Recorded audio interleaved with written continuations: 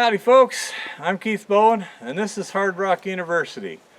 Well, I've been here at Max's Mine for about a week of work. I think it's been about 6 days I've actually worked here. And we've learned a lot in that time about what can be done, etc. So let me go over some of the lessons learned here. One of the first lessons is this three-wheeled wheelbarrow is a dramatic improvement over a two-wheeled one in terms of the effort involved. Now, the one negative to this is, with that single wheel in the back, it can be pretty tippy. So what you want to do is load most of your weight in the front over the two wheels. Now, what would also make it a little better is to put two wheels in the back. That would make it more stable also. However, this thing was carrying 300 or 400 pounds of load without any serious problem. Okay? This would have been unendurable without that third wheel, because this tunnel here was made by those old-time midget miners, and those guys just do not know how to leave headroom. So anyhow, that was a real improvement. Number two, we have this panning station here, and it worked real well on grade control with one exception. We only have one wheelbarrow. And so if you bring it out and sample it, it takes 5 or 10 minutes to run your sample. By then you could have got another wheelbarrow full. So if you're working a situation where you need quick grade control, it'd be a good idea, if you can, to invest in a second wheelbarrow. That way the mucker can bring it out, the sampler can test the wheelbarrow full while you take another one in and fill it up. Once you bring that out, the other one will be identified. And does it go over the edge like this material here did? Or does it go on something like this material here, which was suspected ore, although it didn't pan out really well? Or do you wind up doing what I had to do over here, which is stockpile it because we weren't sure? We had some pretty good pans coming out from it, but you're either going to really slow down, or we had to do something with it.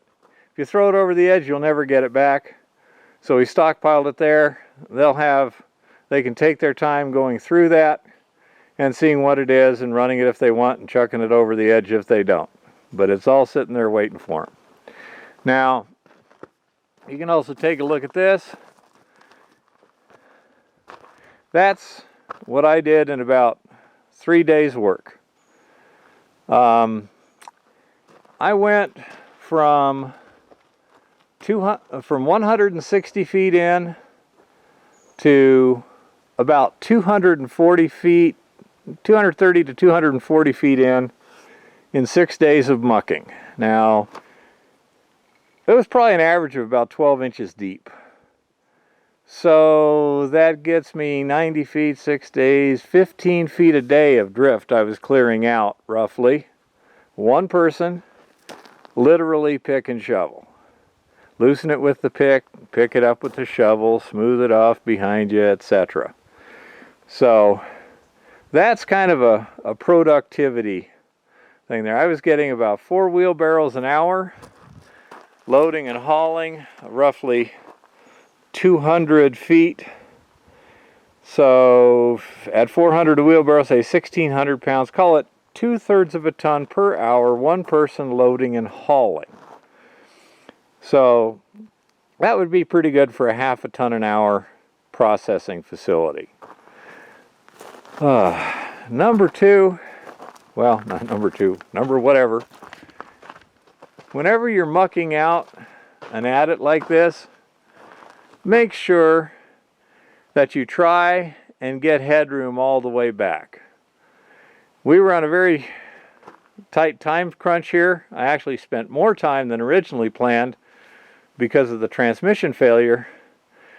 But as you saw in the previous video, headroom was not available in many cases, so I was constantly working hunched over. That's uncomfortable, takes up energy. As you're cleaning out stuff, I was trying very hard. If it wasn't tall enough to clear, I would dig it down till I hit bedrock. I mean, I dig it as hard as I could with that pick.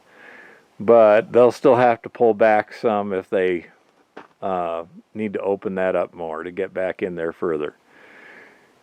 So if it's too short to work safely and comfortably in, either dig bottom or pull back if those are reasonable options. Give yourself the headroom. I have hit my helmet over 100 times in the last 6 days. It's gotten really annoying, although because they were mainly glancing blows and I'm moving slowly, I wasn't injured, but boy, the hard hat has taken a beating. The thing that worked fairly well is they have a hose running back in here from outside. They have a barrel that they fill from the creek. They use it to spray on the muck pile before we shovel it. And if you hose it down the day before, give it plenty of time to soak in, it does a pretty darn good job of suppressing the dust. This right here, I forgot to hose yesterday. As you can see, it's a little dusty, but not bad. But had I hosed it down good, there wouldn't have been any dust. It worked pretty well. Now, here's something else that's useful now. This looks more like, HR gone amok. But actually, after Christmas, you can buy strings of Christmas tree lights like this for about $3 for 30 feet. So, what is that, 10 cents a foot or something like that? 50 feet, $5. And you can string them together. Now these are not the optimal color. You'd best be at cool white, probably would give you the best illumination. But even with that, look at what happens when I turn off the other light. You still have enough light to easily make your way out of the tunnel here. So if you had the cool whites, it'd be much brighter than that. And it's a nice way of kind of illuminating the tunnel. I'm gonna walk down here without my light on just to show you how easy it is to do. So that's an interesting way of providing illumination, and quite reasonably priced. Now, I am really not sure why this mine is here. Okay, we haven't found any really high grade. There's a little outcrop there, and the rock I took from up there had some gold in it. My assumption is that there was some gold and they were following it, hoping, but never really hit anything good. There were only a couple places there where it looked like they might have been chasing pockets, and that's it.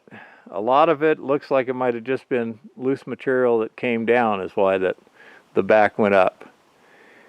They might have found something here and went in looking for better. They might have found something up there and decided this was the easier way to get to it than trying to build a road up there and sink in a shaft. I honest to God don't know. So far we haven't found a whole lot, although in the past Max and Clark have recovered a significant amount of gold from a pocket in here, and we'll see. It's opened up now and they can do a lot more exploration.